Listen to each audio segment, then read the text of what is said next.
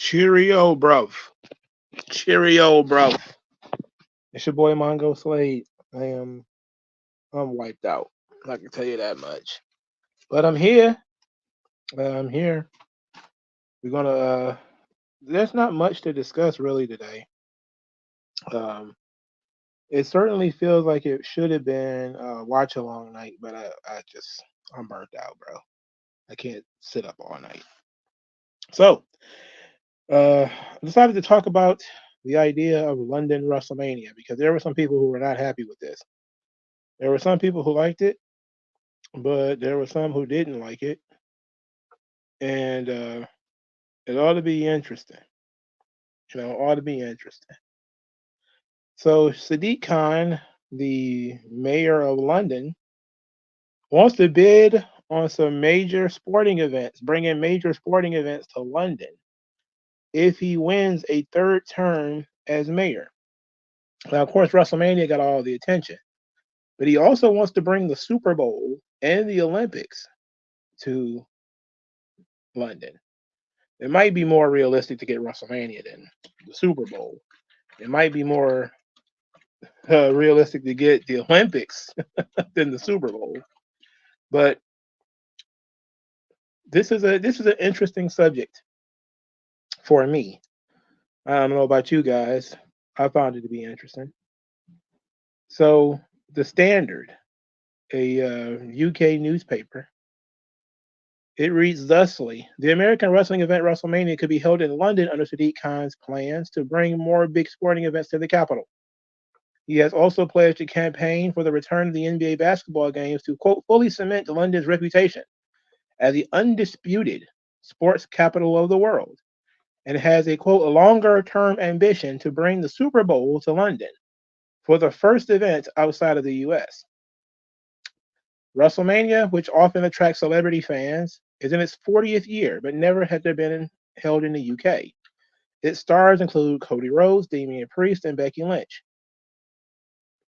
Its stars, WrestleMania stars, includes Damian Priest and Becky Lynch and Cody Rhodes. I guess they're stars of a WrestleMania, but not of like just WrestleMania in general. Mr. Khan will set up a task force to attract more U.S. sports if he is reelected mayor next week. It includes Women's Super League, I guess that's soccer. Arsenal Women's, I guess that's also soccer. He says, I believe that London has the potential to host the first international WrestleMania. However, he previously said he wanted the Olympics to return to 2036, and that came to nothing. Yikes. That's crazy. Well, as long as he tried, and I guess what's the problem? There are a lot of people that don't like the Sadiq Khan guy. They're not a big fan. So I don't know much about him. All I know is it doesn't seem to be the same race as the majority of the population. And some people don't like that. But the real reason why I'm talking about this is there was a British sports, well, he's a wrestling figure, Andy Quildan. He says, but given the state, he says, I love a WrestleMania in London, but given the state of the country, to use taxpayer money to make it happen is disgraceful and sums up Sadiq Khan. Why not embrace the fact that there is currently a huge, could be, annual show at Wembley at no cost but great gain to the UK public? He's talking about All In, right? This led to a lot of people having a lot of opinions about whether the WWE should be getting money or whether London should give money to the WWE, or should they just embrace All In and just say, hey, you guys could have your WrestleMania, we'll take All In. And I think it sounds good on paper. Well, it sounds good in spirit, let's say. It sounds good in spirit. But we know WrestleMania generates far more money than All In. The issue that we'll have here is once All In becomes annual, it becomes less special every time, especially if it's in the same building. And it becomes less special every single time. where if you get one WrestleMania in London, you might not ever get another one, or you might not get another one for a decade or something like that. So it would be interesting to see that happen. I am on the side of I am never a fan of taxpayer money going towards sporting events.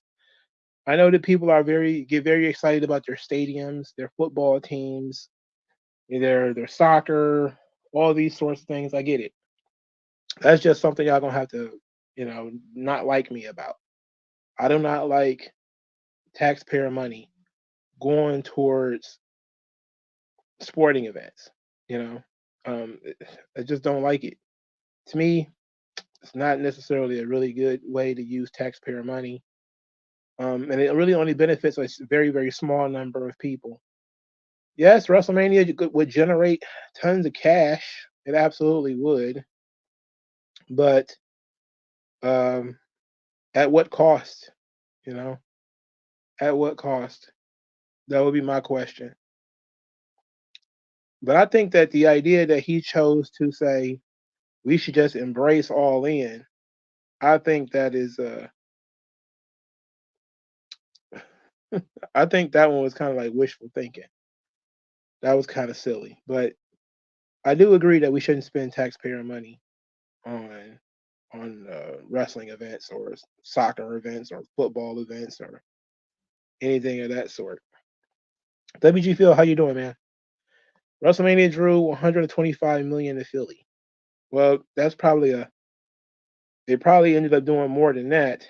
The NBA, sorry, the NFL draft is going on currently in Detroit and has clogged up all of our major streets. They're going to make a ton of money down there, probably, but almost all of our major streets are clogged. The queue line, the buses, they're all packed. I'm just looking at pictures of it. So it's uh it's sick. So I don't know about these big events, man. You know, I get it that people want to be a part of it. I get that, there's people at the job saying, "Oh, this would be excellent," food trucks. Uh yeah, food trucks. That's cool. That's very cool and all. Unfortunately, um there are some people who still have to go to work. You know, those poor people who work downtown, bro. How are you going to get out from down there? And there was some Londoners that were complaining about all in. They were like, "Yo, the city was slammed. We couldn't get anywhere. We couldn't do anything. It was shut down for who knows how long." Just imagine if they had a WrestleMania.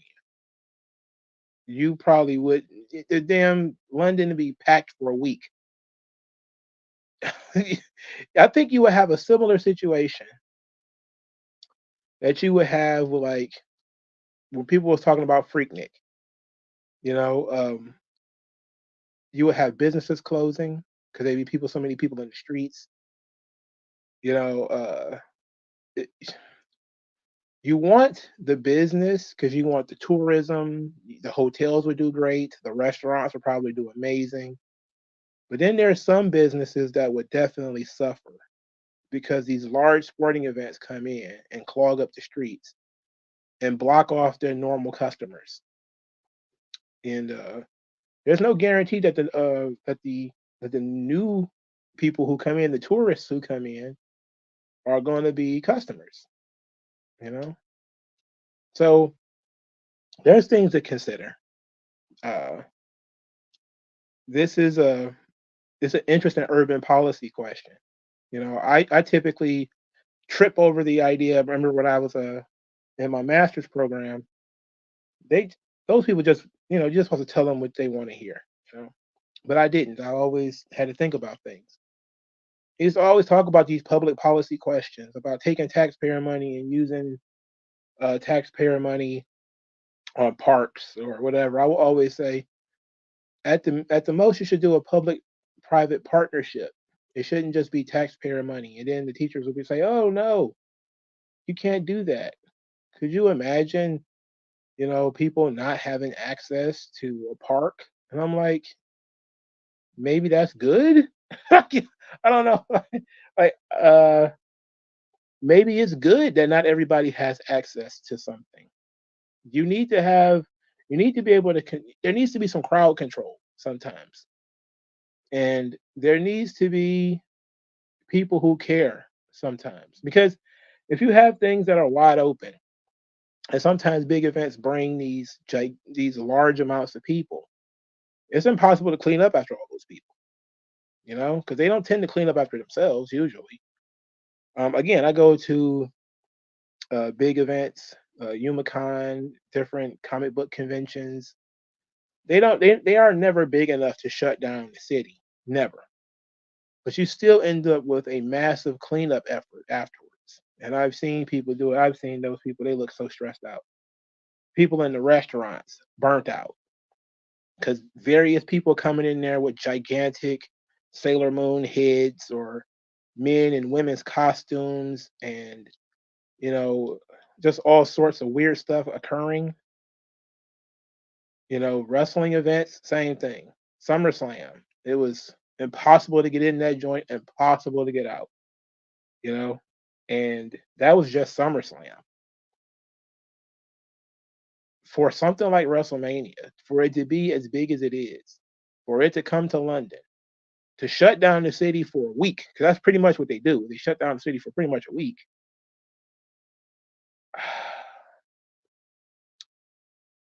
Would it? You have to ask the question: Would they reach? Would it reach critical mass to the point where it would actually do more harm than good? And I don't know, but it's a question worth asking. But typically, I trip over the idea of giving taxpayer money to corporations. I'm not never really a big fan of that, unless they're going to do something that serves the public good.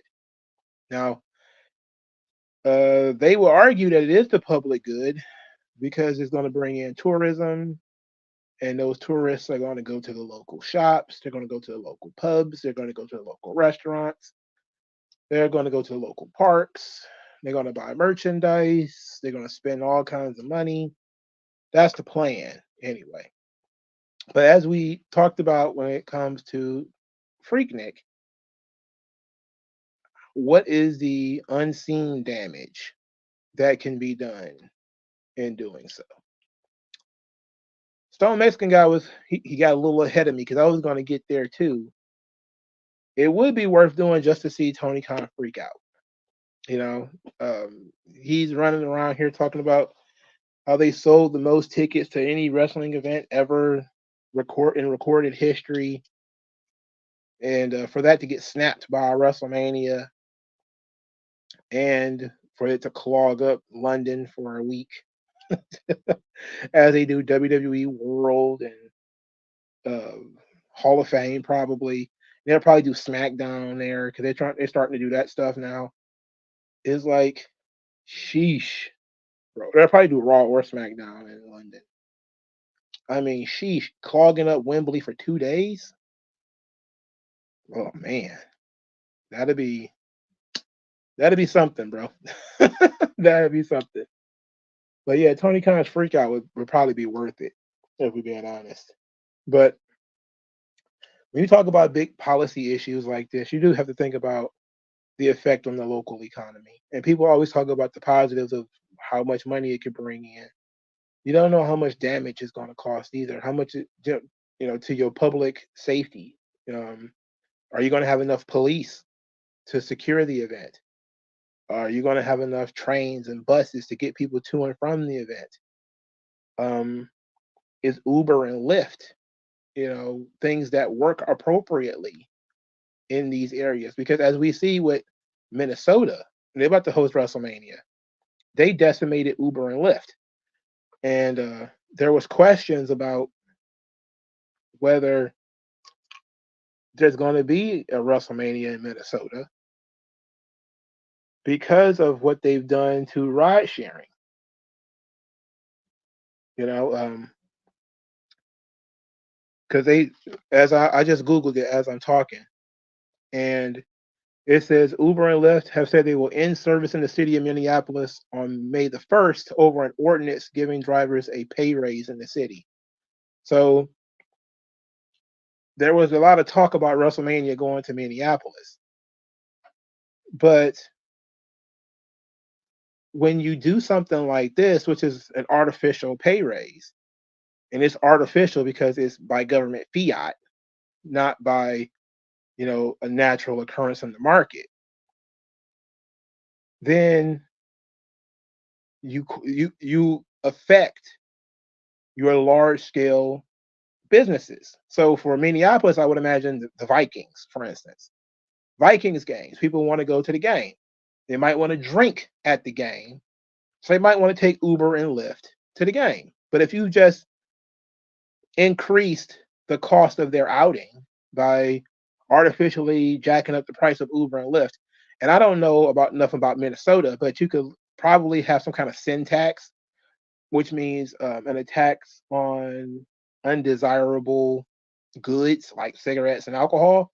So, I'm going to assume that they have already done that. Matter of fact, let's look it up. And when you do stuff like that, it affects business. Let's see, sin tax. Yep, they got a cigarette sales tax. Oh, it's just a cigarette and tobacco. It's a cigarette and tobacco tax. I don't know. I don't see alcohol. Oh, here's another one. This is from 2020. Millions in sin taxes flowing into Minnesota's coffer during the COVID-19 pandemic. And yeah, it says it's stressed out parents pouring themselves their extra glass, blah, blah, blah. Sin taxes, $37 million. Tobacco taxes along with 20 million. It said Minnesotans are overindulging. It says not overindulging. Okay, so they rejected taxes on tobacco, alcohol, and gambling. That's another one. It's the gambling cost, but that's not really directly something you can do anything about. But typically, whenever people are really into minimum wages and things like that, they're into sin taxes. And when was the last time they increased taxes on alcohol in Minnesota? Well, here it is, but I can't read it. I ain't got time to read that. Their entire goddamn statute. But that's typically what they do. So you take into account, whether the city has attacked things like Airbnb, whether they've attacked things like Uber and Lyft, whether they have a sufficient public transportation system. Do they have trains? Do they have buses, subways, things like that? Is there sufficient transportation? Time of year, of course, is going to be taken into account as well. What's the weather going to be like? Is there going to be any other major sporting events that is going to compete with this event that you want to do?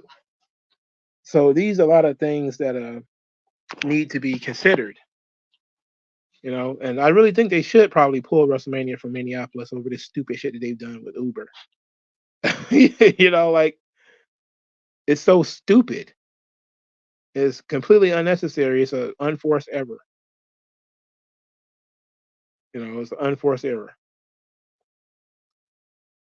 Stone Mexican Gus says combine the attendance for both nights and keep spamming Tony Khan with that number. Make up some bull reason why the combined numbers are okay to do, like the way Meltzer does. Brother Fluff Salisbury says if they do WrestleMania in London, they have to put William Regal and Fit Finley in the Hall of Fame. Fit Finley for real? I don't know. You think Fit Finley is a Hall of Famer? William Regal, sure. But Fit Finley, I don't know. Interestingly enough, since we're talking about WrestleMania in Minneapolis, they've started talking to Jesse the Body Ventura again, apparently. So there's apparently going to be some conversation between the WWE and Jesse Ventura. So that's something to be excited about, I guess, because I have no idea what Jesse Ventura could possibly bring to WWE, except for maybe hosting WrestleMania, as he was the former governor of Minneapolis. Well, I'm sorry, the governor of Minnesota. That could be a useful way to use him as a host. But I don't know. But thinking about sending WrestleMania to London is interesting. I think definitely London is a world class city. I know it probably doesn't look that great today because I've heard that migrants have pretty much destroyed it, much like Paris. But I do think it could hold WrestleMania for sure. It's not like a city that can't hold WrestleMania. It has sufficient public safety, I think, sufficient transportation, I believe. But I would need to do like full research on the city of London in order to tell. But I would imagine WWE is already taking care of that. I would imagine they've already done that, so I don't need to do it. I wouldn't be thrilled about the time difference. I can tell you that much. I wouldn't be thrilled about having WrestleMania in the middle of the day or anything like that, or super early in the morning. Um, I wouldn't be thrilled about that. That don't sound fun. But it can't really be helped, really. You know. So what what do you guys got going on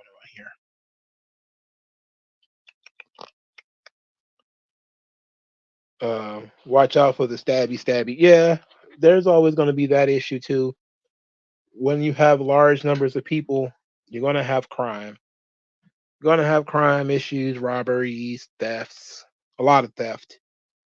I would imagine that's going to be the number one crime when tourists are around. It's going to be a lot of stealing, and but that's why I said safety, securing the buildings, securing the streets, securing the subways, securing the buses, securing it, and then also securing the businesses.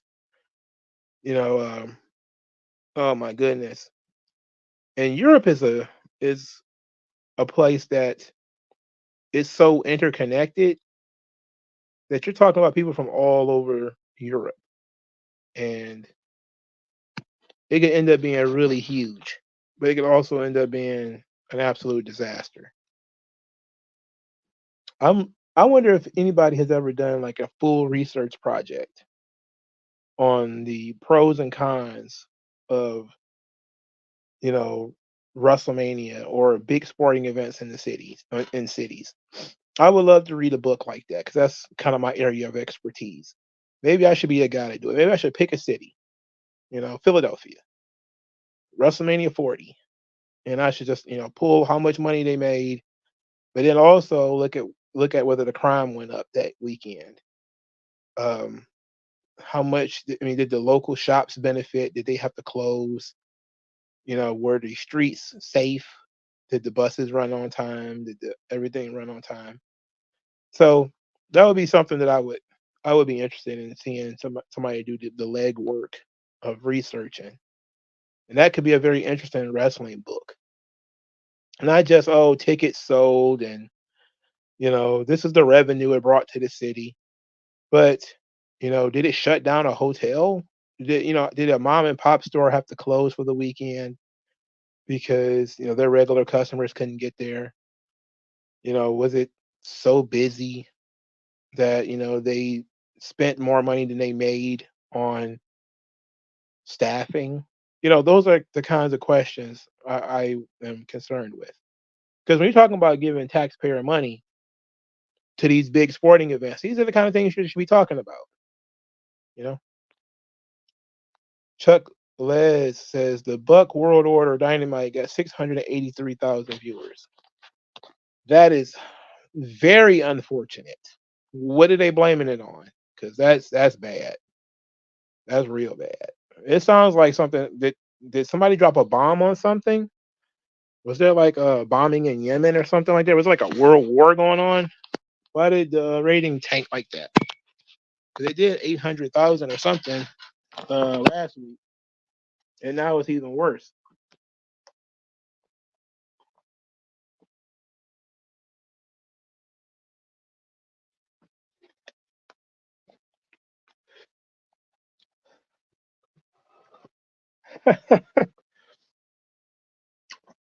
I wouldn't care what they had at WrestleMania, really.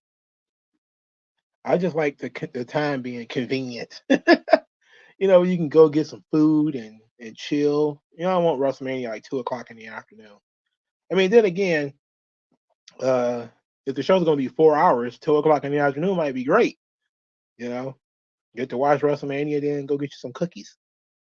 I ain't talking about dough. You feel me? Um, Tony Khan's dad was the only good thing on that show. His dad was hilarious, absolutely hilarious, because he looks like Wario, so that was great. He looks kind of disheveled too, very concerned. He did a good job being a concerned dad.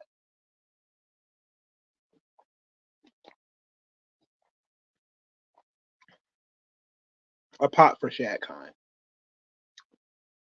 Uh, WG Phil says Hasbro had an earnings call and they revealed they sold the toy license to the Power Rangers stations. And they had basically done with the brand unless it's outsourced, and it be the last brand to be outsourced. So the toy line tanked, and so they sold it. Um, Interesting. Maybe it has something to do with the way that they've been promoting the Power Rangers. I heard they got gay Power Rangers. Maybe that has something to do with why they didn't buy the toys. They'll never put two and two together, though. I hate to say that because I always sound like I'm beating up on gay people, but you got to realize, Power Rangers is children's entertainment. When you got homosexuality in these children's entertainment, people are not down with that anymore.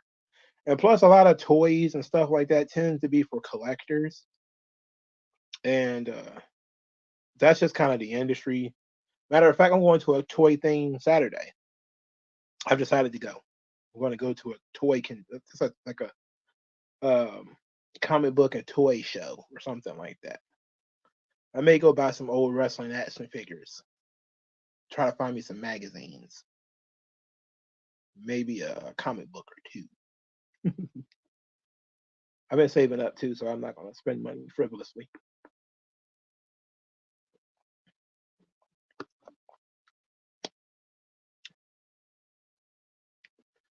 If it's anything like the last one I went to, it should be. It was pretty much hosted by the same people. It looks like I should be able to get some wrestling action figures. I want to get me a Randy Savage, a Hulk Hogan, and an Ultimate Warrior. That's pretty much it. If I can get a Ted DiBiase, a Randy Savage, that'd be nice. I don't care if they're in the package. I basically want to use them as a decoration around here. Chuck Les says, I saw a Danhausen vid and Pepsi Field gave him the comic with Spider-Man's first appearance. That's amazing. How much is that? That thing has got to be worth millions of dollars. Get a D'Lo Brown action figure. I'd probably be able to get one almost for free. Would I buy replica belts for decoration? You know, a replica belt would be very, very nice. It would be very, very nice. My thing is, I would buy it, probably put it up on the wall, and it would be nice to have for about a week or two. And then I'll be like, I'll probably forget it's fucking there after like a month, you know? But I do just want to get my room junky enough as it is. But I kind of want to get just some action figures for like for my desk or something like that. You know, I can clear all this shit off and just put like maybe get a ring, one of those old WWF rings. Because last time I was at this toy show, they had those rings. They didn't have no ropes on it, but it had a ring, and they had the old action figures from like the late 80s, early 90s. I think they're called the LGNs. I don't know toys, but ultimately, the ones that I played with as a kid, those are the ones that I wanted. And I told myself the next time I saw some of those, if they're reasonably priced and they're not broken up and fucked up, like I don't want a Hulk Hogan with no left arm or anything like that, that I would get them. You know, so I think I probably will.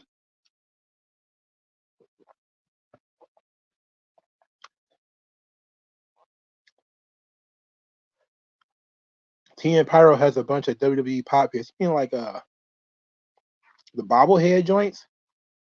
I never collected action figures, man. I always like playing with toys when I was a kid, and then I didn't have them anymore. Only thing I really collected was cards. Again, I didn't really collect wrestling magazines like I should have, because I had tons of them. I forgot where I don't know where any of them went. You never pay attention to that kind of stuff. But we used to buy the magazines. Me and my boy Young Certs. We used to buy the magazine. Like he would buy one, take the cards out of it, and then we like read the magazine. And then I would buy one, take the cards out of it, and then we would like trade cards out of the ice cream boxes. Of course, we ended up with the same shit because, like, like you order, you, you order pretty much the same damn thing, so you end up with the same cards and all that shit. Really didn't make much sense, like to buy, an ice cream bar, take the card out of it, and then trade it because he could just buy the fucking. He could just buy the same ice cream and get the card. So, but the getting cards out of the magazines was great. And that's the only thing I really um collected. I wish I had collected the magazine, you know. But now old WWF magazines, I really don't. They have to be really old for me to want to buy one. I don't want anything from like '98 or nothing like that. They have to be from like '87 or something. Don't you got an ECW title at a yard sale? How much did you pay for it? Because depending on how much they will want for it, I probably would buy that. What's my favorite action figures? Oh, I like the wrestling buddies mostly. Uh, I had Warrior and Savage when it comes to wrestling buddies. But action figures, I had Jake Snake Roberts, I had Dusty Rhodes, I had Warrior, I had Hogan, I had Savage, I had Undertaker. Uh, I had one of the Road Warriors. I don't know. I don't remember which one it was. I think it might have been Hawk. It's not like my dad and my mom knew the difference between Hawk and Animal, right? So I really only had one of them. I had one member of Demolition, and it was Crush, which is my least favorite, right? Um, no, I had Axe. It was Axe I had. So it was either Axe or Crush. It was one or the other one. And I had, I think I might have had a Repo Man, maybe. Might have had a Repo Man.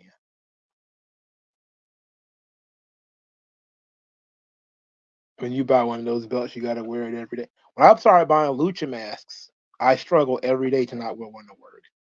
Like I have masks. Like believe it or not, I have lucha masks, and I struggle to not wear one to work. I wanted to put a lucha mask on and go to work one day. I was just like, man, I should just say fuck it and do it. But even on Halloween, I don't do it. Or mentally ill people, man, they may flip out. So I can't do it. See a big dude walking around in a giant mask. Like, are you serious? You huge guy in this fucking mask. Nah. But I wear the mask to like funny events though, like comic cons and shit like that. I wear like lucha masks. So, but I got so much hair that I can't really get it over my head anyway. WG Phil says the gay Power Ranger was a lesbian from a recent Dino season. So outside of that, the reboots planned in the 2017 movie were the LGBT Rangers. That 2017 movie was the shits. Do I remember the old ring set that came with the Titantron? That's before. That was after I started playing with action figures, man. Because there was no Trons when I was a kid. I was a kid during the '80s, and in the new generation, there was no Trons. There was the video screen. There was the Tron like Superstars, but there wasn't a Tron for Raw because Raw wasn't the A show yet. So it wasn't a Titantron yet. So I didn't have any of those. I didn't have any action figures of any new wrestlers. I didn't have like The Rock or anything like that. I was too old for action figures at that point. I had the video games by then. Did I have Dragon Ball Z action figures? I did not. I was too old by the time I started watching Dragon Ball to really have like the action figures. Kazarian just said that doesn't work for me, brother, on TV. That dude's a dork. You pay 50 title. I'd have bought $50. Absolutely. Full scale replica. The lady said her son left it when he moved, and she was selling all his old stuff. Hella wrestling stuff about the belt and some VHS tapes. See, I've heard of people trying to buy tapes. Now, I'm not exactly a tape guy, like a tape trader or whatever. I wouldn't know what to do with it because for starters, I don't have a VCR. Secondly, I wouldn't be able to get it off of tape onto internet, so it wouldn't do me any goddamn good to buy tapes. But I've heard that there's people out there willing to sell tapes. I personally wouldn't buy tapes though, because I don't know what to do with them. Outside of flipping them, I don't know what to do with it. And if it's a tape of something that's already on TV, what you're just looking at, I guess that because the network fiddles with things so much in terms of language and music, and then it might be worth having. But pretty much anything that's worth having, I got on DVD. So they want to butcher WrestleMania 8. I got it on DVD. Was it WrestleMania 8 or WrestleMania 7? More than WrestleMania 5. What stores did I get my action figures from growing up? Man,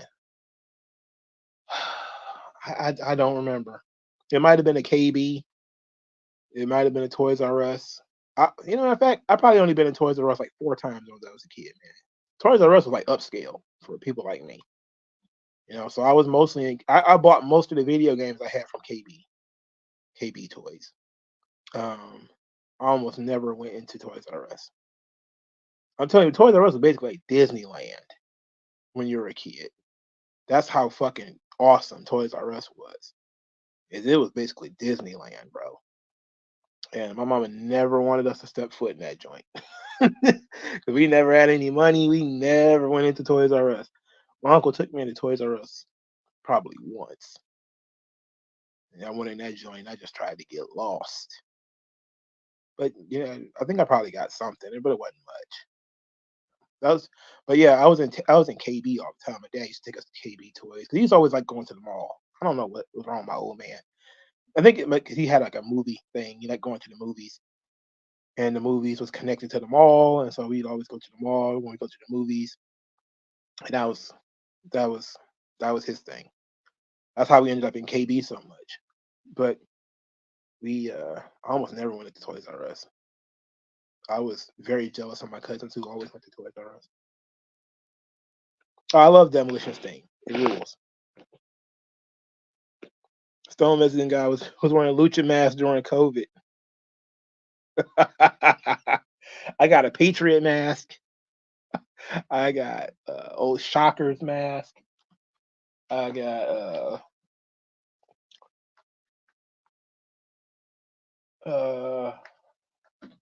there's another one here. I forget what the guy's name is. It kind of looked like Spawn, but like I bought a bunch of masks one time. I was going to buy like the guy who sells masks. I think his name is Mask Maniac. He was selling like 40 masks for like a certain amount of money. I was just going to order like 40 masks and just say fuck it, just give them all to me. But I got a big ass head. Like I want to get a Rey Mysterio mask, but my head is too big for a Rey Mysterio mask, and it doesn't. I can't wear a mask comfortably because of the size of my head. I would have to open up the back of the mask almost completely in order to get my hair in it and get my head in it. I've tried pretty much everything from tying my hair up to tucking it, everything. It's a pain in the ass, and plus I can't breathe in it. Like the masks that cover like your whole face, I cannot breathe in those things. But the Shockers mask, that joint under the chin, it kind of make me look weird. Like it stick my jaw out and all that stuff. So I thought about being slick, and because nobody fucking knows, so I was going to get some luchadora masks, like because with the luchadoras, their masks are covering the face, but the mouth is usually open and and the top of the head is usually open for the hair, and I was going to get those. So I'm still thinking about it, but there's only like two luchadoras that I actually care about, and I haven't seen their mask anywhere.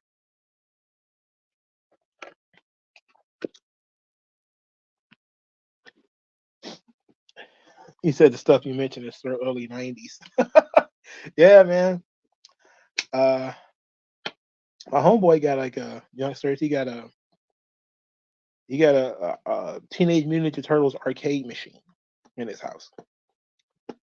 I was over there for WrestleMania. I was over there playing it. I had the wild idea. I was like, bro, why don't you have like an old wrestling game? Like it should be like WWF Superstars or something like that that we used to play on arcade. Should have that bitch in the house. That Teenage Mutant Ninja Turtles, that shit dope. All right, that's a dope machine right there, brother. Um, I forgot how much you say you paid for it, but it's a fucking dope machine. And I got as far on that joint as I ever usually get. Because usually when I play arcades, I'm with my girl and I'm drunk and I never get anywhere. I just die almost immediately because I'm fucked up. But I was sober at his crib, so it's cool. And I almost never drink, so it's not that much of a problem for me to get fucked up. Oh, yeah, there was an autistic Blue Ranger. Oh, that was weird. Oh, that was weird. He was all manicky and talking fast. That sucked so bad. That 2017 movie made me almost turn me from the franchise. The VHS tapes were a bunch of Nitro recordings. Oh, yeah. See, now the old commercials might be worth something. The old commercials are fun, but we were slick. When we used to tape things, we never taped commercials. We never thought that commercials might have any value to them. But when you watch like old recordings online and you see the old commercials and stuff like that, it's kind of fun. It is kind of fun, especially when you watch like old Superstars episodes and stuff like that, and you see the old wrestling commercials. Like people still make fun of like Ica Pro commercials because they're still in the shows, and they're like, "Oh man, Ica Pro." Like I had a thing about what was the Somalian thing that WWE was doing, Slam for Somalia or something like that. I was like, um, Headlock for Somalia or something to that effect. Headlock on Hungary or something stupid. And they were talking about it on the early episodes of Superstars, and I remembered it as a kid. I was like, I wonder what happened to the money. How much money did they raise, and where did it go? Like I remember just sitting there like, I wonder where all that money went. How much did events raise, and where did it go? Yeah, I lost interest eventually, and never really followed up on what it was, but I do remember that. I was in Kmart quite a bit as a kid too. Yeah, I was in Kmart quite a bit. Target too. Yeah, we was in the low budget places, but yeah, Kmart sounds about right. I never went into a Walmart until I was like almost 20. Like we couldn't find a Walmart around this joint. Still ain't no Walmarts in Detroit. Walmart's outside the city though. Probably El Abisma Negro. Maybe. Maybe. I don't think so though. the video game section in Toys R Us owned. It would let you play Super Nintendo all day. That's how I think Sears was like that too. They my I think Sears was just like have like a Super Nintendo or something like that. You could just sit there and play it. You can only play like one level or something, then it starts over or some shit. It had some kind of a sampling kind of gimmick that you couldn't play like sit there and play. You could play the same level or same two levels all day, but that was pretty much it. But they would have like a fighting game, like limited characters, and you could do that. That's where I think I first played not Mortal Kombat because I played that in the bowling alley, not Street Fighter because I played that in the bowling alley. It was some other ranky dink fighting game. It wasn't King of Fighters or nothing like that. It was probably like a smaller fighting game. And I remember there was only like you could just play like pick certain characters and go through certain levels. Maybe they were trying to sell the game and not the machine. But it's I remember doing that for a while when my mom shopped. Yeah, that oh you want a Shockmaster helmet? I can't do a helmet. I can do a mask, man, but I don't know about a helmet. I probably need a helmet though. I don't got nothing to wear with a helmet. I don't got nothing to wear with my masks either. I typically wear I got Roots of Fight gear. Like I got like a bunch of Rey Mysterio hoodies, Bret Hart hoodie, Ric Flair hoodies. I usually wear a mask with those. Like if I go to a GCW show, I'll wear it. I didn't wear one to the last GCW show I went to because I didn't decide to go until like 3 days before the show. But next time I'm probably going to go. And I was on TV too at that point in time. I don't know why. I should have worn a mask. I went back and watched it back, and I was on the show. And I was like, oh no, I should have been wearing a mask. Um, but I want to wear like a just be like a random dude in the crowd wearing a mask, man. Like, because you don't see too many people walking around in like lucha masks and shit. That shit crazy. I I fully support the idea of people investing in wrestling masks. I fully support it. For starters, it's liberating. It's liberating. It helps if you actually know the person whose mask you're buying. You know, but that was one of the reasons why I didn't do it because I didn't know everybody, and I was like, I don't really know about this guy. But they like the Mil Mascaras masks, with the little mouth slits. I can't stand those things, man. They're uncomfortable. That's how the Patriots mask is. It's a full mask, but it's got the little mouth slits, and it's uncomfortable. I don't think they could. I would imagine you really would have to get used to wearing that thing. That thing is punishing to wear, you know. But they're inexpensive. They're fun. If you go to like events and stuff like that, wearing a mask could be great. I think I'm gonna wear a mask to Free Comic Book Day. It's next week, so I'm probably gonna wear one to the comic book show this week, and I'm probably gonna wear one at Free Comic Book Day next week. Probably gonna wear a lucha mask both times on both occasions. Only problem is I think they take forever to come in. Um, I think it took. Don't order them off of like Amazon or nothing like that because I didn't. I can just tell you I didn't buy it off Amazon. Yeah, they don't buy. They don't make luchador masks for black men's heads. They're for small, malnourished Mexican heads. They were selling Halloween Havoc Rey Mysterio mask at WrestleMania 40 and it cost $75.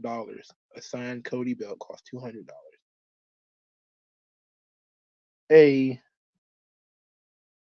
a Rey mask. Every time I go to the site, the Rey masks are gone. They I think they sell more Rey masks than anything. Probably Rey and Mil Mascaras. But I want to get a Rey mask. I may just get it and just put it on my wall. And just keep it because I'm such a huge fan of Rey, not even put it on. The one up arcade of TMNT is awesome. I bought it at Walmart for $300. I'm going to get the Marvelous Cascade too. Ooh, that's the one he got too. It was $300. Okay, that sounds about right. he told me like 4 or 5 times how much that thing cost, and I keep forgetting each time. The thing is, I don't want an arcade in the house, man. I never get in. If it's like a video game or something in the house, I never get anything done, dog. I'll never get nothing done. So, you ever want to go to Times Square Toys? I never even seen one of those places. Oh yeah, it was very. It felt like a CW movie. Now that you mentioned it, WG Phil. That Power Rangers movie was so bad. It was so bad. And the thing about it is, it had such goodwill going into it, and then they shit the bed. They shit the bed quite a bit. You know, she had ideas about the mask thing. I don't know about the Mexican, the Spanish part, but mask, yeah. Little kids sell Rey Mysterio masks on the border. That's they sell kid masks too at this place where I bought my masks. I'm probably about to go buy some masks tonight while I'm talking shit. But when they sell the kid size masks, it's almost always Rey Mysterio masks, and I think there might be some Kalisto masks too. But I wanted like an Ultimate Dragon mask, and I think I might just start buying them and mounting them on the wall rather than buying them to wear. You know, do I have an Octagon mask? I do not. I don't have Octagon. Uh, I have a Sexy Star mask though.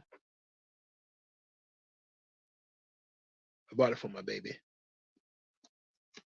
So I have a Sexy Star mask, but I don't have an Octagon mask.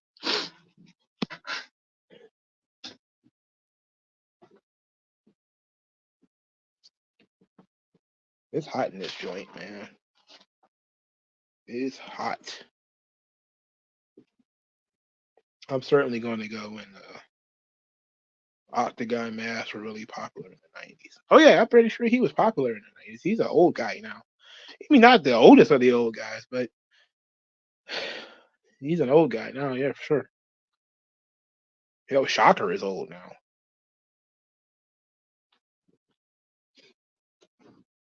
I remember when he showed up in TNA. Oh boy. Oh boy. How about that? That was something. I was honestly looking for a Psychosis mask because I always thought Psychosis mask was so fucking cool and I wanted one.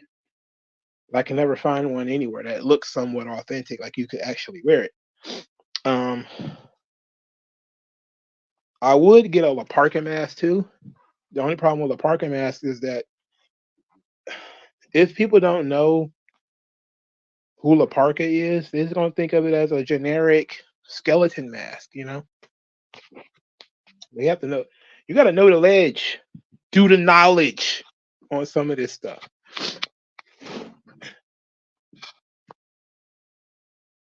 The World Cup was dope in TNA when Team Mexico won was a good year. I don't remember none of that stuff. I just remember them guys showing up. All those matches were just pointless matches. Fucking young Naito, young Okada running around that joint, looking absolutely positively nondescript. Hoobie has some great masks. Get yourself a Mexican limo and go cruising. I would wear a Hoobie mask. I would like a Hoobie mask. That might rule. Was I Team Sega or Team Nintendo?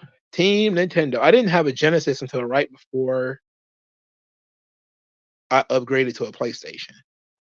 And I think I don't even remember how I even got a Genesis, to be quite honest. I don't remember going to buy it. I remember we had one, but I don't remember buying it. Like when I remember when we got our Super Nintendo for Christmas that one time, man, I was mind blown. But I had a regular Nintendo too, so I was okay. I never got shit throughout the year. But at Christmas, I would always get like one big thing and something complimentary. Like when I got my first radio, I was 10 years old. I got 3 tapes, and that was it. My mama never bought me another tape. I was 10 years old. I had 3 tapes. She never bought me another tape to go on my radio, and that was it. When she bought me a Super Nintendo, I think I got probably 1 game with the Super Nintendo, and then the rest of it was my friends bringing games, and then I think maybe my dad had bought me a game, and that's how I played most of the games. We had friends, so that was pretty much it. But I don't remember buying a Sega.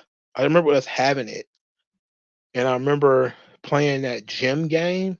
It's like Tetris, but it's with gyms. I remember playing that on the Sega because I remember having that Column, I think it's called. But I had a cousin who had a Sega, and they had all the Sonic games. So that's why I was never in a rush to buy a Sega, because my cousins had Sonic 2, Sonic 3, Sonic and Knuckles. Whenever I was over there, we was playing that. We was playing like Aladdin and Lion King game, you know. So he was kicking ass.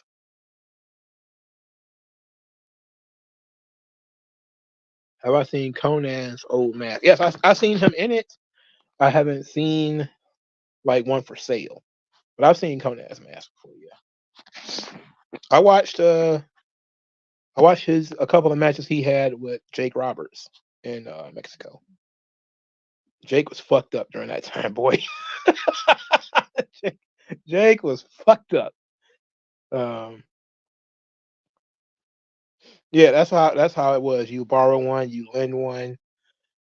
Everybody only had one controller, but if you brought your controller in a game, we was straight.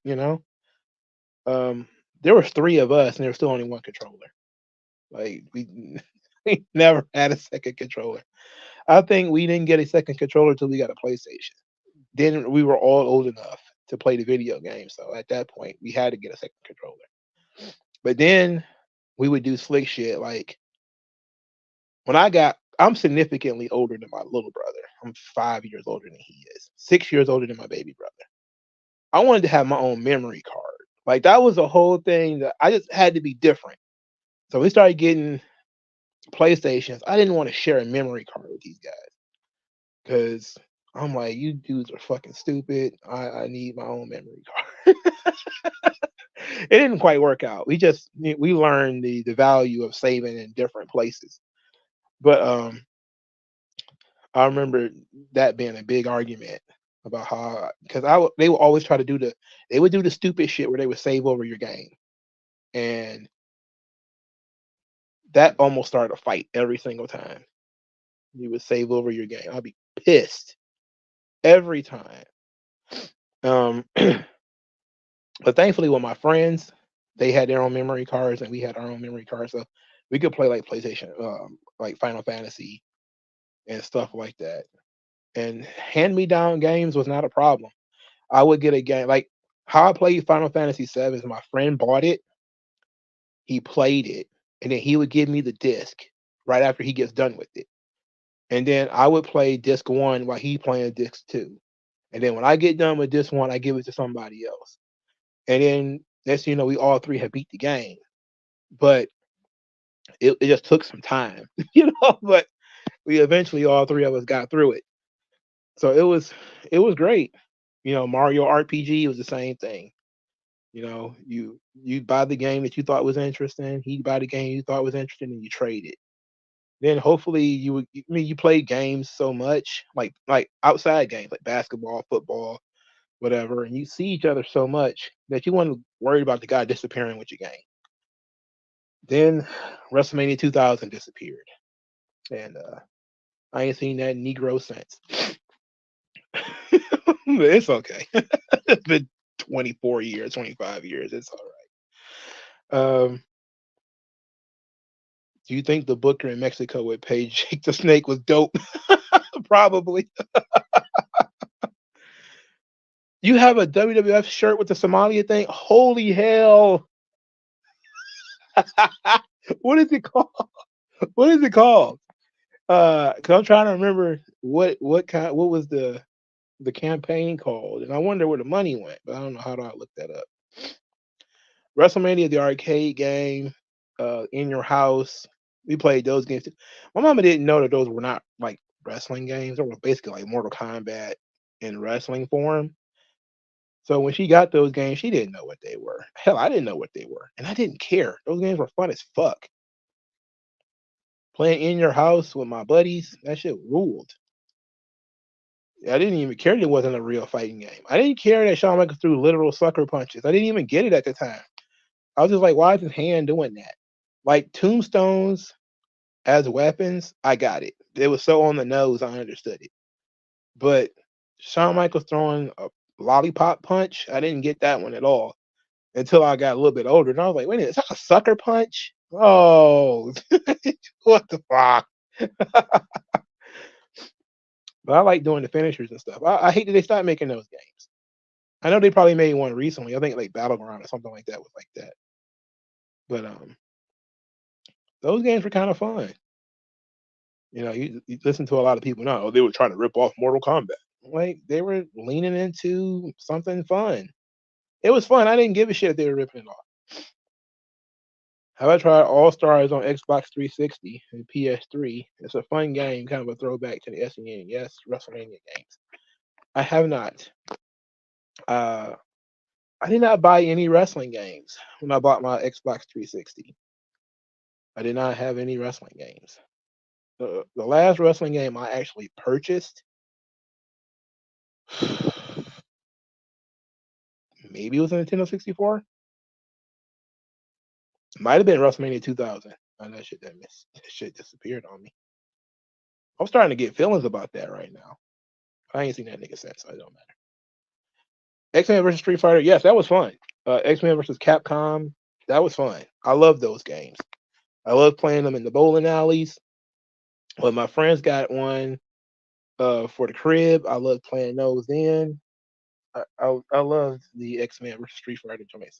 Capcom versus X-Men. Capcom versus Marvel, I think it was. Not Capcom versus Marvel is a different franchise, but I liked that whole shindig was fun as hell, and it helped because I was a big fan of the X-Men cartoon series. So Razor Ramon's arms were turned into razors, and just imagine how fun that shit was, bro. Like people don't get it. Them joints was fun. Like the special stages where like Owen Hart's stage was literally like a card deck with like his face on it and everything. I think they made like a T-shirt. No, it was like his in-ring decal.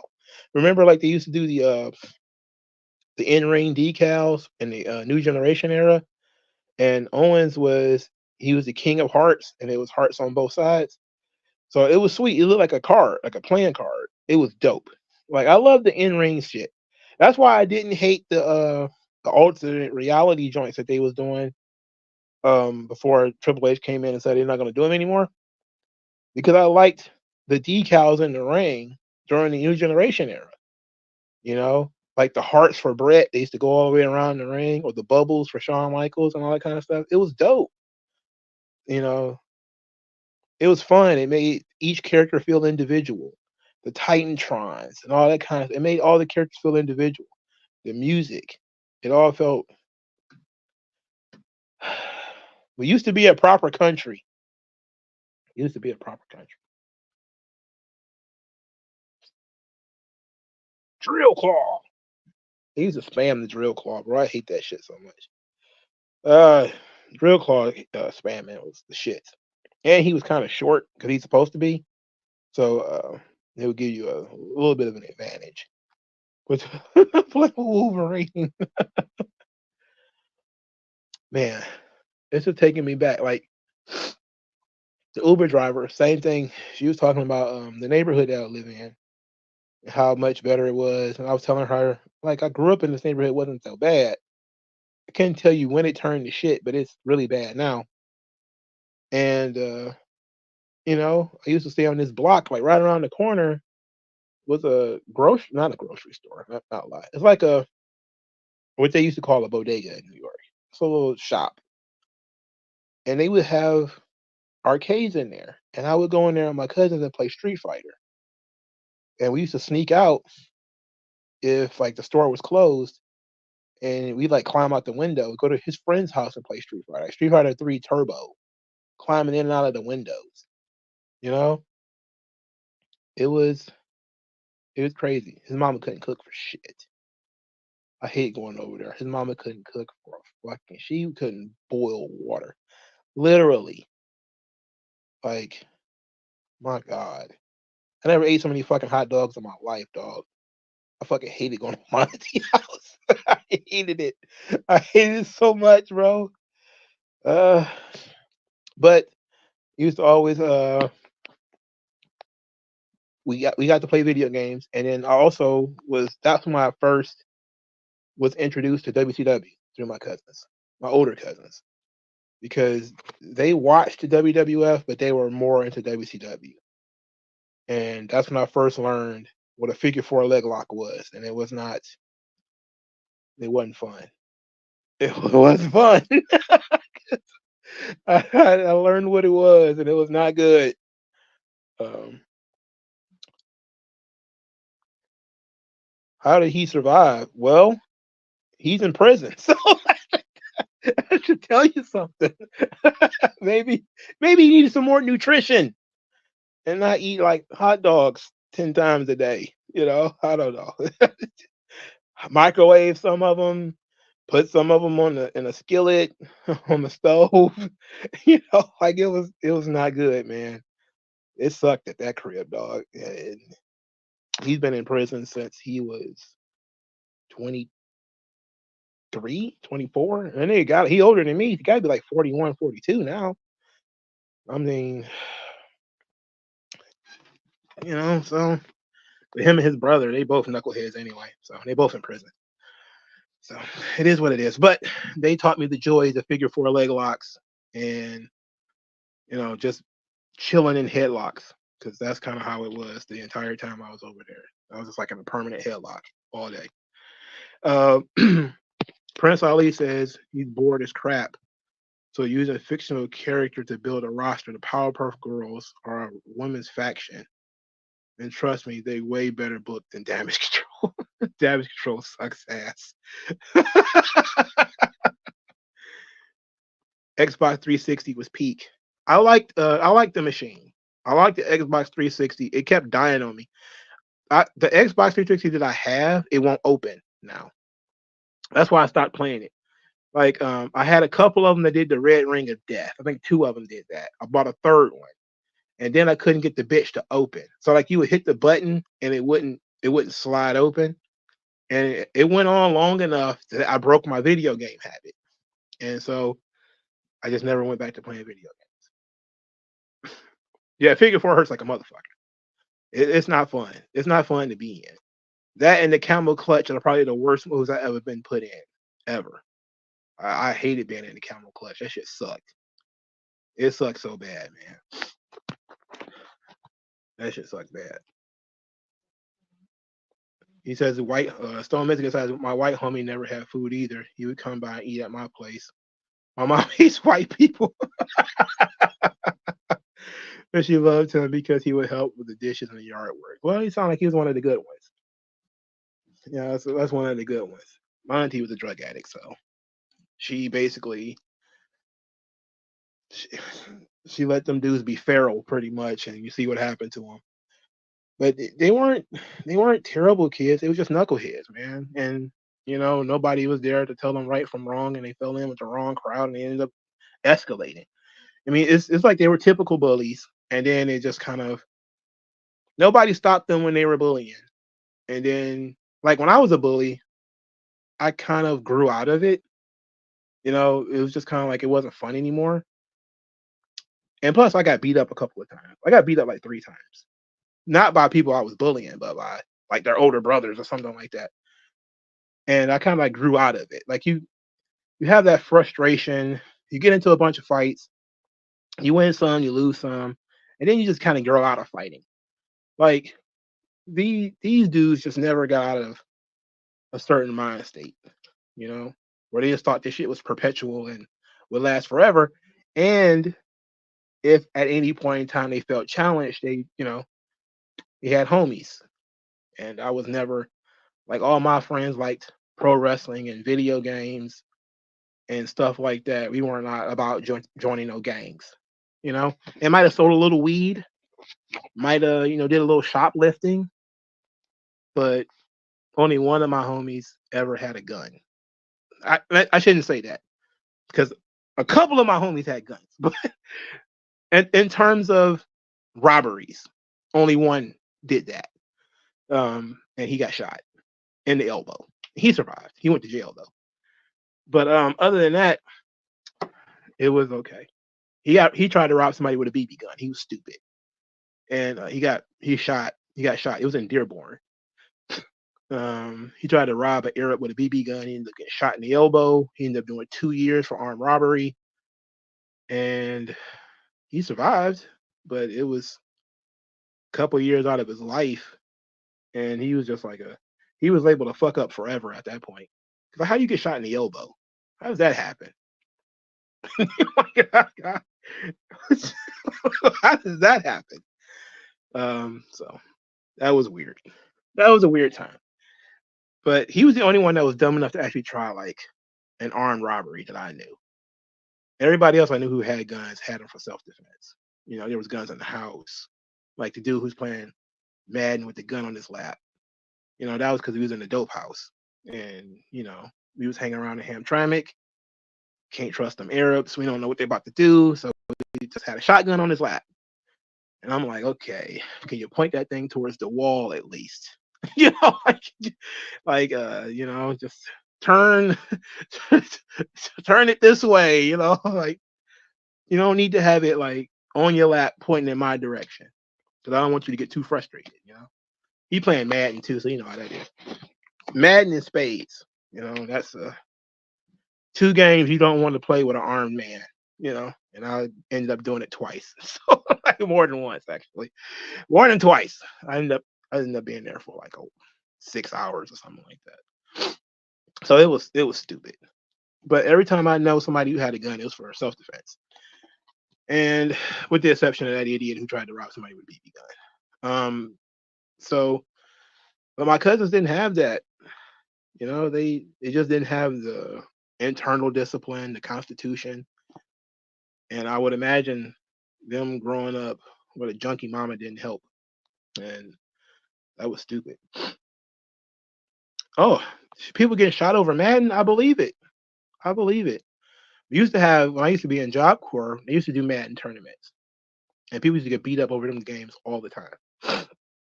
All the time. People would get beat up over a Madden tournament, beat up over a spades game. And I always said, see, spades games, Madden games, and dice games, those are escalating levels of danger. You would definitely get beat up over Madden. You might get stabbed over a spades game, but over a dice game, you're almost guaranteed to get murdered. All right, almost guaranteed. So when it came down to it, I unlearned how to play dice. How to shoot dice, I unlearned it. So anything, like I knew how to shoot dice. My uncle taught me how to shoot dice. And we used to shoot dice in the basement on the pool table. Boom. And once you start playing with people you don't know, it's a little different. So I learned, all right, dice is not for me. I'll play Madden. I'd rather play Madden with the nigga with the shotgun because at least I know him than shoot dice with the same guy. I'm not shooting dice with him. All right, you can forget it. And I would play spades, but I would like to avoid playing spades. So it took me forever. I had to unlearn how to shoot dice, and I only played spades with like my mama. So like that was it. I didn't play cards with people I didn't know because spades get aggressive, especially when they started drinking. It started getting aggressive. So I'm like, what? I'm gonna pass. But dice guaranteed violence every single time. I saw a dude. I mean, he was sweating like a porn star in a church. He was shooting dice one day. There was no threat of him getting shot ever, but he was from Chicago and he was losing his shirt in a dice game. We used to get stipends in Job Corps. It was like $56. It wasn't a lot, but it was enough to get you some soap, some snacks, stuff like that. And then when you're in Job Corps, because you can't, it was in Indianapolis, in the middle of nowhere. We were outside of Indianapolis, actually, like an hour away from Indianapolis. You had Walmart runs, so it became almost like jail. They would trade stuff, snacks, cigarettes, whatever. Kid from Chicago, man, he's losing his shirt in a dice game. He's over there just sweating. And I'm just like, what is going on here? This one I decided to stop playing, stop shooting dice. I was just watching at this point, and he was over there sweating. I just like he was having a tough time in that corner.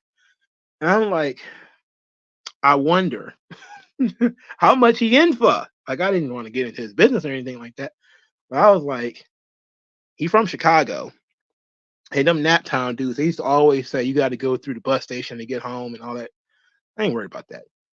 But some people took it seriously. You know, you got to get on the bus, you know, in order to get back to Chicago or get back to Detroit or get back to Cleveland or whatever. And, you know, they're from the town or whatever. They make a phone call, you stuck. So he was over there sweating. And Naptown dudes had him under pressure. And I was like, you know what? I'm not shooting dice no more, dog. Forget it. Like, what's the point? You know? They running a cigarette ring in this joint. At the time, I'm 20. I don't know nothing about what it's like being in jail. But once I grew up and I look back on it, it was a prison economy, you know? And that's almost exactly how it worked. Gangs, a lot of them based off of what town you were from. Then it was cigarettes, pimping girls, which was probably the saddest thing out of the whole shabazzle. And rap battles. Rap battles came out of nowhere because that was at the time when you first started seeing Smack DVDs come into play. You used to get them from the flea market, and somehow the rap battles got into the Job Corps area, and dudes would just be, and you would get bored because there's one TV per unit or something like that.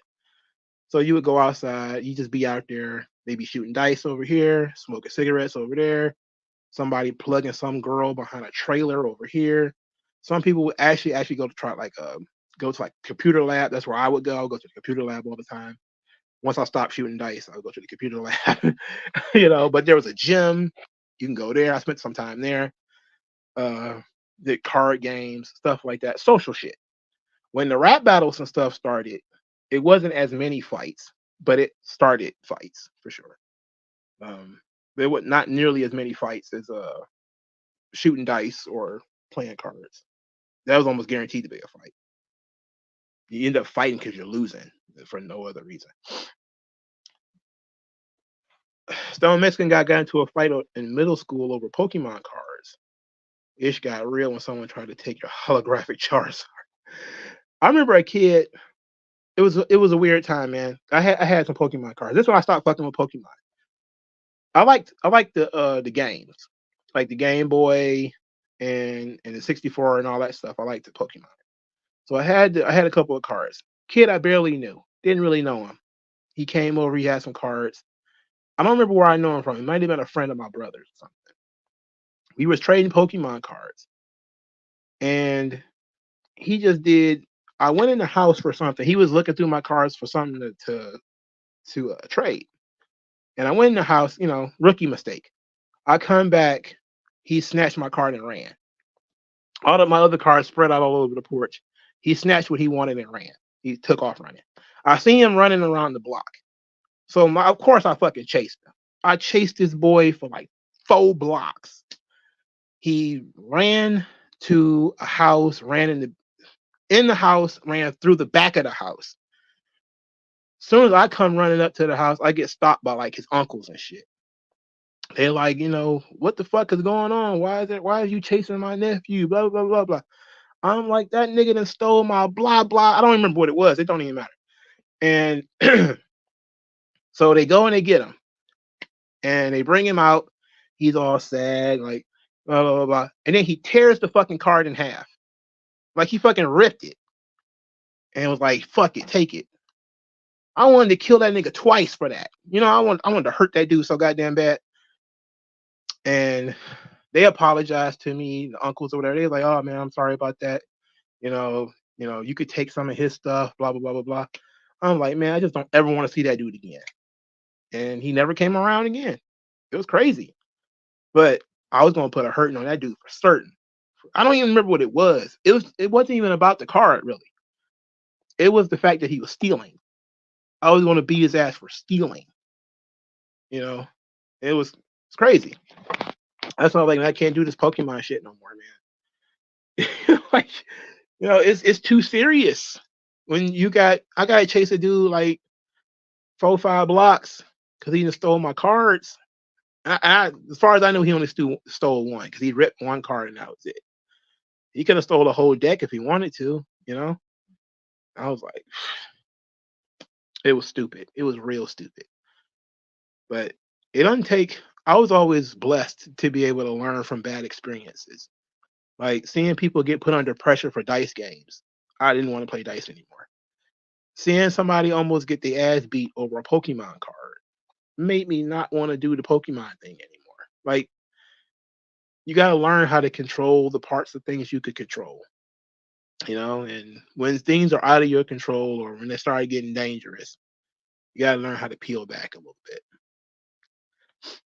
Gozer 94 says there was a shooting at a Madden tournament years ago. You could see the laser sight on one of the victims on the screen. Man, it's just not good. It's not good, man. You said you saw 8 Mile and thought all black people rap battle at the lunch truck.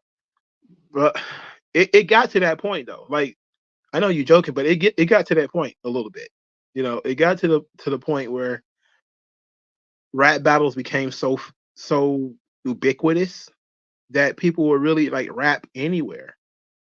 And because it's basically a prison economy when you're on like a job corps in the middle of nowhere, he got like one of the dudes got really famous for rap battle. It wasn't like he was really good or anything. He was just confident and he did it a lot. And we used to do it for fun in the rooms and stuff in the dorms, just playing the dozens, dissing each other and whatever. But he became like really famous for rap battling. And I don't know if he ever won any money, but I'm pretty sure he did. But nobody was there to like judge things. But the crazy thing is those things were turned into events. So they was doing like promotions for it. Blah blah blah blah blah is going to battle blah blah blah blah blah at 4:30 right outside here or whatever. And they would give you like a sheet of paper. So somebody went to the computer lab and copied all of these sheets of paper and would tell you that these two guys are going to battle on this day or whatever. And then you just see like rows and rows and rows of people out there to see what's going to happen. And that was prime for trouble. That's when people would get their rooms broken into. That's when people would get jumped because, all these kids are here. That's going to draw all the attention of the adults. Back in the room, some girl getting slutted out because not all the rooms are empty. All the dorms are empty. So a girl can slip out. It is what it is. But, like it was an interesting time. What do you think are the worst things about Triple H in charge of creative? His choice of talent. The idea that he's pushing still like New Catch Republic and not the Creed brothers. Like that sucks. The talent that he thinks are the future are the shits. They're boring as hell. But he likes work rate guys. Or he just likes them personally or something. And I don't think that's really useful. But to me, that's some of the worst stuff. No, that's not fun. I heard that there was more outlaw mud rap battle shows. Yeah, because they were never really all that coordinated. It was always just dudes who agreed to battle each other because they wanted to. It wasn't, and then somebody would volunteer to be the promoter. You know, it wasn't like somebody really went to these two guys, offered them some money, and said, "Hey, battle here," which is what Smack was doing. He was doing it, professionally. Hey, I need you to. I'm gonna offer you some money, and I'm gonna promote the show. It was always just two guys who decided they was going to battle, and then some other random third party saying, "This is where we're going to be doing it. We're going to be doing it right here." You're like, okay, sure, whatever. You know, it was better than sitting in the dorms. It was better than you couldn't watch TV. With most of the channels blocked, and then you had a bedtime, or what least a lights out time. So at least you had something to do. You know, so those ended up being interesting times. I went to a couple of rap battles, but most of the time I spent my time listening to real rap in my room, especially when I was studying for my GED test. I spent a lot of time and listening to like Jadakiss. Was I listening to Jadakiss? Did Jadakiss have an album in 2000? I don't think so. No, it's 2004. Yeah, he did. Yeah.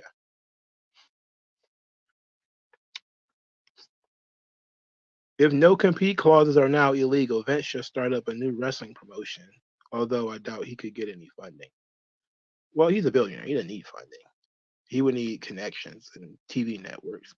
But I heard that they're not going to ban them for upper management. So Vince would still be uh, under a non eh, no compete. Um, for starters, there's going to be 100 lawsuits over that thing. Second, they're probably just going to modify what the non compete means rather than you cannot compete with us. They're just going to say your contract runs out in 90 days. Go home and have a seat. We'll pay you and you'll do nothing for 90 days. But instead of calling it a non-compete, they'll say your contract will be terminated in 90 days. And therefore your exclusivity is still intact. And that's pretty much it. So I don't expect it challenging the wrestling space too much. Besides, WWE is the only ones that I think are the only ones who use it, non-disclosures. I keep saying non-disclosures. That's what I'm thinking of. Non-competes. They want them to attack NDAs next, but guess what? They're not going to do that. The reason why they're not going to challenge NDAs is because politicians use NDAs. Upper management and corporations use NDAs. They use NDAs. So they're not going to say, we're going to get rid of non-disclosure agreements. No, the government uses non-disclosure agreements. Why would they get rid of a weapon that they use? They don't. Hell, sometimes the government uses non-competes. I think NASA has like a non-compete. I think defense contractors probably use non-competes. And those are going to get exemptions. You can pretty much guess that. So I'm not really tripping. The non-compete issue is always going to be about uh, folks who have sensitive information and being able to jump ship immediately to a competitor with that information. And that information needs to be covered under a non-disclosure agreement rather than a non-compete, I would think. But I don't know. But the government can't make, they can't take one step without ripple effects.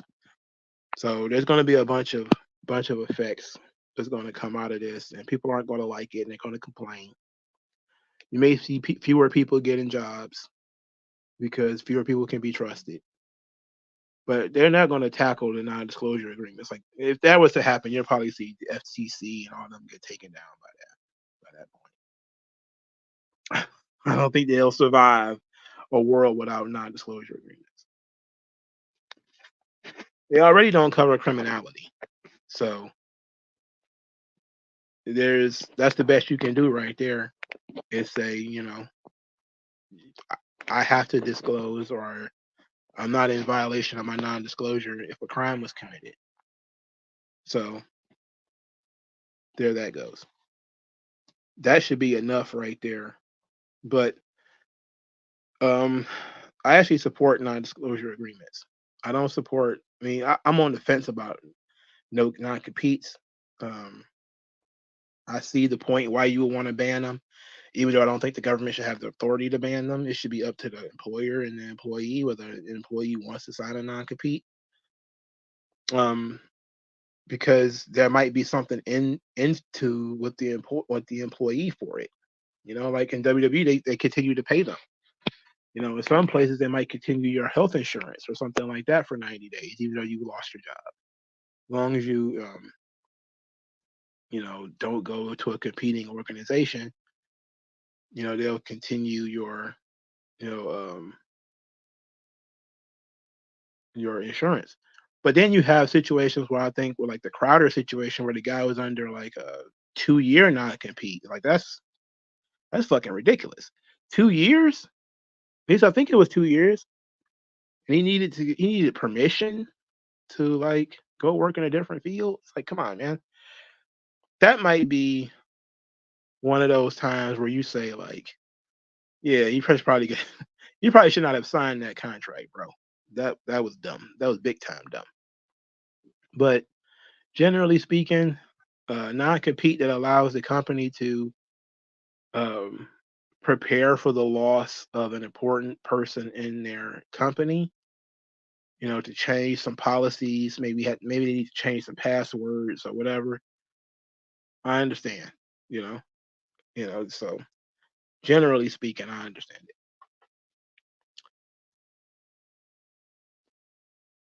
We gotta use the bathroom. And it's been going on for an hour and a half already. Time flew by.